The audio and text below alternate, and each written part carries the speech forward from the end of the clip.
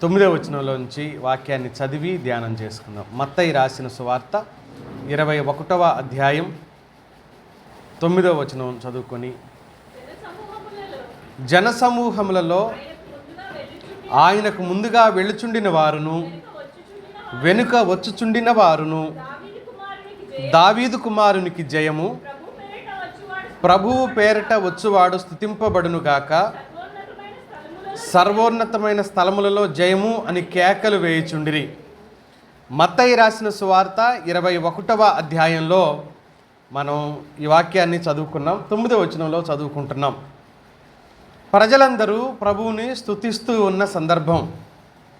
ప్రభు పేరిట వచ్చువాడు స్తుతింపబడునుగాక అన్నాడు.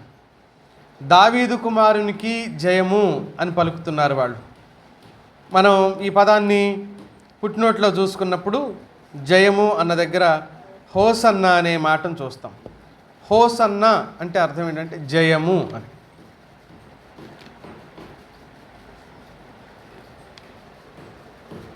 మనం చదివిన ఈ సందర్భం ఒక వైవిధ్యమైన ఆలోచనను తెలియజేస్తూ ఉంది. ఏంటి ఆ వైవిధ్యమైన ఆలోచన అనంటే,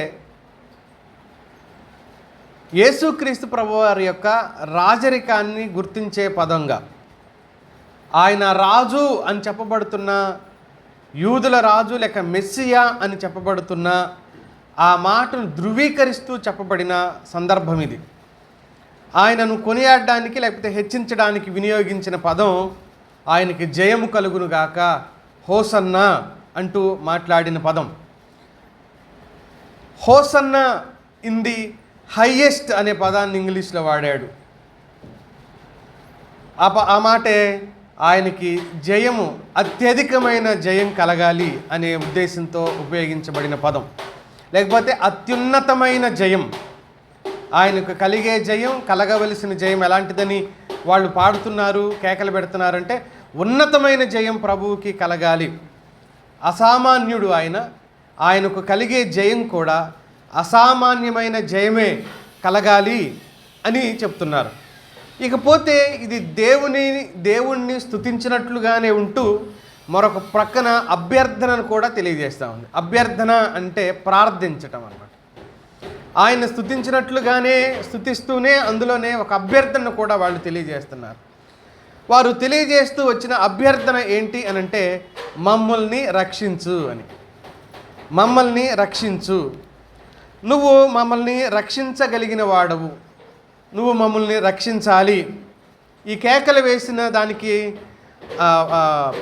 అత్యంత ప్రాధాన్యత కలిగిన సందర్భం అని వాళ్ళకి తెలియకపోయినా కూడా వారు అలవాకుగా అనాలోచనగానే మాట్లాడారు వాస్తవంగా ఈ సందర్భంలో. అయినా రక్షించమని అడుగుతున్న పదంగా కనబడుతుంది. నిజంగా ఈయన రక్షకుడిగా వాళ్ళు పరిపూర్ణంగా అంగీకరించకపోయినా ఏదో మేలే జరగబోతుంది, స్తుతిస్తూ మమ్మల్ని రక్షించు అని వాళ్ళు ఆయన్ని అడుగుతున్న సందర్భం ఇది. వాస్తవంగా ఆయన వచ్చిందే రక్షించడానికి వచ్చాడు. ఆయన ఈ భూమి మీద అడుగుపెట్టిందే రక్షించడానికి. మనం చాలా వాక్య సందర్భాలు చదువుతాం యేసుక్రీస్తు ప్రభు ఎందుకు వచ్చాడు అన్నదానికి. మత్తయి సువార్తలోనే 1వ అధ్యాయం 21వ వచనంలో చదువుతాం. ఆయన తన ప్రజలను వారి పాపముల నుండి రక్షించును గనుక ఆయనకు యేసు అని పేరు పెట్టుదువనెను అనే మాటను చదువుతున్నాం. ఆయన రక్షించడానికే వచ్చిన రక్షకుడు, ఆయన ఈ భూమి మీద ప్రజలను రక్షించడానికే వచ్చిన రక్షకుడు. నేను దీంట్లోంచి 3 తలంపులు త్వరగా మీకు చెప్పి ముందుకెళ్ళిపోతాను. మొదటి తలంపు ఏంటంటే, ఆయన వచ్చింది రక్షించడానికే అని చెబుతుంది వాక్యం. ఆయన వచ్చింది రక్షించడానికే. ప్రజలు అడిగినా అడగకపోయినా ఆయన వచ్చింది దేనికోసమని వాక్యం చెబుతుంది అనంటే, ఆయన రక్షించడానికే వచ్చాడు. లూకాసు వార్త 19వ అధ్యాయం 10వ వచనం చదువుతాం. నశించిన దానిని వెదికి రక్షించుటకు మనుష్య కుమారుడు వచ్చునని అతనితో చెప్పెను అనే మాటను చదువుతున్నాం. తిమోతి మొదటి పత్రిక 1వ అధ్యాయం 15వ వచనం. పాపులను రక్షించుటకు క్రీస్తు యేసు లోకమునకు వచ్చినని వాక్యము నమ్మదగినదియు పూర్ణాంగీకారమునకు యోగ్యమునై ఉన్నది అని చెప్పాడు. ఎందుకు వచ్చాడని చెబుతుంది? పాపులను రక్షించడానికే యేసుక్రీస్తు ప్రభువారు ఈ లోకానికి వచ్చాడు అని చెప్తుంది వాక్యం. రక్షణ కలగజేయడానికి రక్షణ కారకుడుగా ఉండటం కోసమే యేసుక్రీస్తు ప్రభువారు వచ్చాడు. కనుక రక్షించబడిన వారమై, ఆ రక్షణ రుచిని ఎరిగిన వారమై ఆయన్ను ఆరాధించే గుంపులో ఈ రోజున మనం ఉండటానికి దేవుడు మనకు కృప చూపించాడు.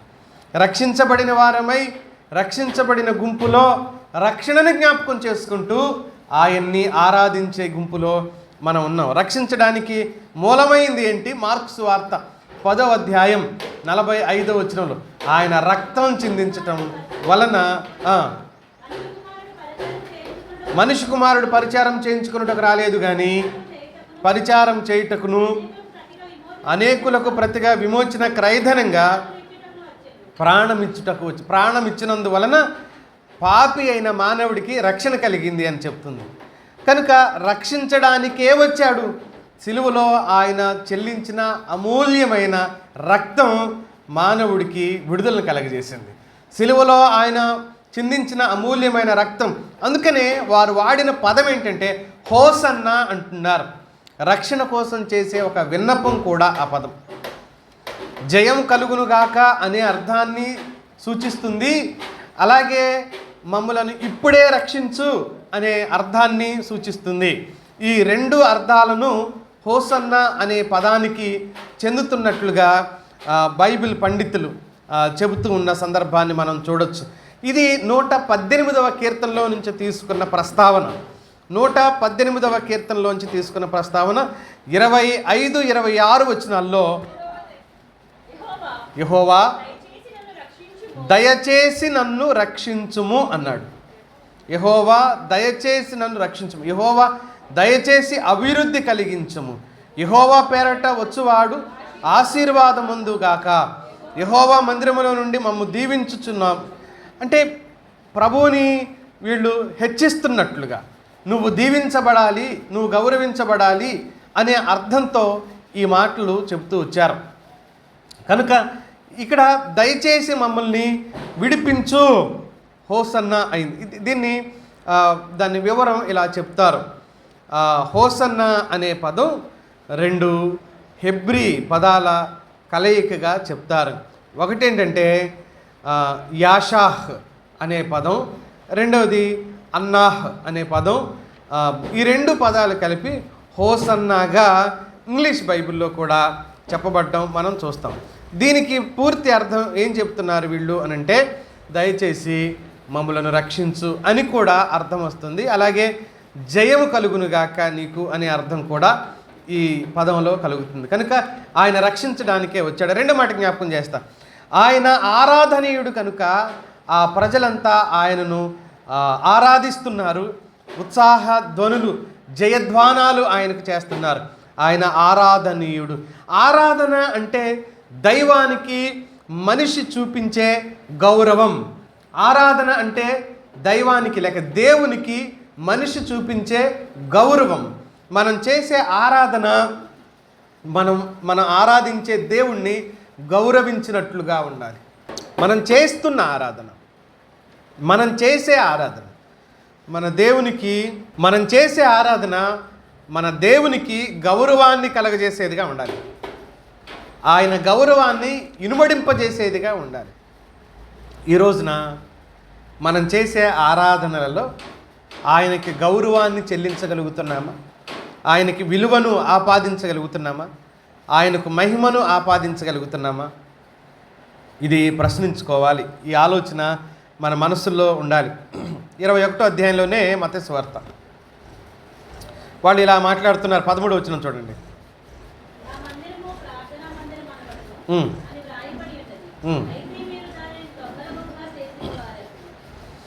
దేవుని మందిరాన్ని దొంగల గుహగా చేశారు వాళ్ళు.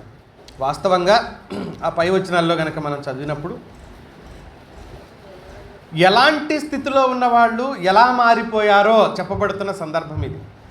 వాళ్లకు దేవుని గురించిన భీతి, భయం లేదు. దేవుని గురించిన భయం వాళ్ళ మనసుల్లో ఏమాత్రం లేదు. కానీ ఎక్కడో ఒక ఆశ ఉంది వాళ్లకు. ఆ ఆశ ఏంటి అని అంటే, మెస్సియాగా ఈ భూమి మీదకు దేవుడు దిగి వస్తాడు, ఆ మెస్సియా రాకతో మా పరిస్థితులు మొత్తం మారిపోతాయి. ఈ భావన ఉన్నప్పటికీ కూడా వచ్చిన మెస్సియాను సరిగ్గా ఆహ్వానించలేకపోతున్నారు. ఇక్కడ రెండవ మాటలో మనం ఆలోచన చేయవలసిన స్థితి ఏంటి అని అంటే, రెండవ లైన్లో ఉందో చూడండి, ప్రభువు పేరట వచ్చువాడు స్తుతింపబడునుగాక. ఇశ్రాయేలు రాజు స్తుతింపబడాలి అనే కోరిక. దేవుని పేరట పంపబడుతున్నవాడు ఈయన, దేవుని పేరట వచ్చినవాడు ఈయన, దేవుడే ఈయన్ని పంపిస్తున్నాడు అనే భావన ఈ ప్రజలందరికీ కలగటం, ఆ కారణం చేత ఆయన్ని గౌరవపదంగా మాట్లాడుతున్నారు. వాస్తవంగా జయము అనే పదం మొదటి లైన్లో, మూడో లైన్లో చూస్తాము. ఈ రెండు చోట్ల హోసన్న అని రాయటం, ఫుట్నోట్లో ఒకే పదాన్ని కూడా అక్కడ పెట్టడం జరిగింది. అదేంటండి, జయము అనే పదాన్ని చెప్పిన రక్షించు అనే అర్థాన్ని కూడా ఇస్తుంది అని నేను గతంలోనే జ్ఞాపకం చేశాను. సరే, ప్రభువుని స్తుతించడం గురించిన ప్రస్తావన. మరి దేవాలయంలోకి వెళ్ళిన తర్వాత ఎలా ఉంది? ఎన్నో వచ్చిన చదివారు? 13 కదా. దేవాలయంలోకి వెళ్ళిన తర్వాత ఎలా ఉంది? వాళ్ళు స్తుతించేలాగా, ఆరాధించేలాగా ఉందా వాళ్ళ వాతావరణం? దొంగల గుహగా మార్చేశారు. కానీ ఆరాధన జరుగుతున్నట్లుగా, జరిగించాలి అన్నట్లుగా వాళ్ళు ఆలోచన చేస్తూ వచ్చారు. ఈ లైన్ కూడా పాత నిబంధన ప్రవచనమే. 72వ కీర్తన 18, 19 వచనాల్లో చూస్తాం. 72వ కీర్తన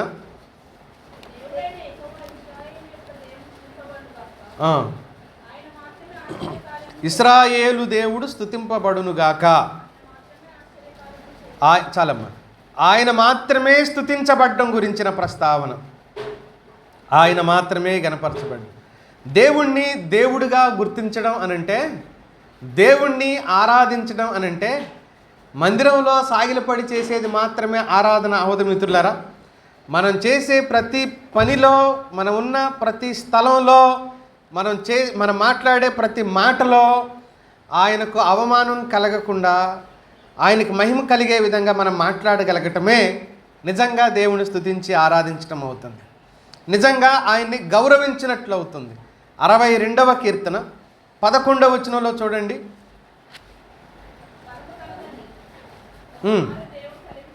బలము తనదని ఒక మారు దేవుడు సెలవిచ్చెను, 2 మారులు ఆ మాట నాకు వినబడెను. ఇంకా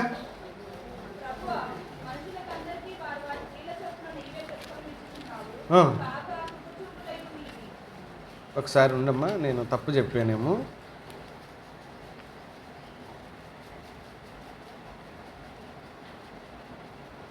62 నేను ఏ వాక్యం చెప్పానమ్మా? అదే వాక్యం మళ్ళీ చదువు. బలము తనదని ఒక మారు దేవుడు సెలవిచ్చును, 2 మారులు ఆ మాట నాకు వినబడెను. 12 కూడా, ప్రభువా మనుషులందరికీ వారు వారి క్రియల చొప్పున ప్రతిఫలం ఇచ్చుచున్నావు, కాగా కృపచూపుట నీది అంటూ మాట్లాడాడు. ఆయన కృప చూపించేవాడు. అందుకనే వాళ్ళు ఒక నిరీక్షణతో మాట్లాడుతున్న మాట అదేంటి అని అంటే, మమ్మల్ని రక్షించు, ఇప్పుడే రక్షించు. మనం 3వ కీర్తనలో చూస్తాం ఆ మాటని. ఏమని? 8వ వచనంలో రక్షణ యెహోవాది అనే మాట చదువుతాం. 3వ కీర్తన 8వ వచనం, రక్షణ యెహోవాది, నీ ప్రజల మీదకి నీ ఆశీర్వాదం వచ్చునుగాక. ఆయన ఆరాధనీయుడు ఎందుకయ్యాడు అనంటే, రక్షకుడు కాబట్టి ఆరాధనీయుడయ్యాడు. రక్షించడం ఆయనకే అలవాటైంది కాబట్టి ఆయన ఆరాధనీయుడిగా మారాడు. ఆయన స్తుతి కీర్తనలకు పాత్రుడు ఎందుకు అయ్యాడు అంటే, ఆయన రక్షిస్తున్నాడు కాబట్టి. మనం 3వ విషయానికి వెళ్ళిపోదాం. 3వది ఏంటంటే, వారందరూ ఆయన స్తుతిస్తున్నారు. ఏమని స్తుతించారు? హోసన్న అంటున్నారు, జయం అంటున్నారు, రక్షించు అంటున్నారు. ప్రభువు పేరట వచ్చేవాడు స్తుతించబడును అంటున్నాడు. ఆయనకి గౌరవాన్ని ఆపాదిస్తున్నాడు, ఆయనకు మహిమ చెల్లిస్తున్నారు. ఎంత గౌరవించారు? యూదులై ఉండి అపవిత్రమైన గాడిద కాళ్ళ కింద వాళ్ళ పై వస్త్రాన్ని వేశారు. గాడిద కాళ్ళ కింద వారు తమ పై వస్త్రాన్ని వేశారు. ఎంతటి గౌరవాన్ని ఆయనకు ఆపాదించారో మనం ఆలోచించవచ్చు. కానీ వారు దేవుని రక్షణకు చాలా దూరంగా ఉన్నారు. నేను ఇందాక ప్రారంభంలో మాట్లాడుతూ అన్నమాట ఏంటంటే, మనం ఈరోజు ఆరాధించడానికి ఆయన రక్షకుడు అనే విషయాన్ని మనం గుర్తించాం కాబట్టి ఆయన్ను ఆరాధించడానికి హేతువైంది అన్నాడు. ఈ మాట మనం ప్రకటన గ్రంథంలో 3వ మాట ఏంటంటే, రక్షణకు స్తోత్రాలు చెల్లించుదాం. రక్షించబడిన మనం ఆయన రక్షణకు స్తోత్రాలు చెల్లించుదాం. 3వ విషయంలో ప్రకటన గ్రంథం 7వ అధ్యాయం 10వ వచనం, సింహాసనసీనుడైన మా దేవునికిని గొర్రె పిల్లకును మా రక్షణకై స్తోత్రం అనే శబ్దంతో ఎలుగెత్తి చెప్పిరి. మా రక్షణకై, మనం కూడా పాట పాడతాం, నీవిచ్చిన రక్షణకై స్తోత్రము అని. ఆయన ఇచ్చిన రక్షణకు స్తోత్రం.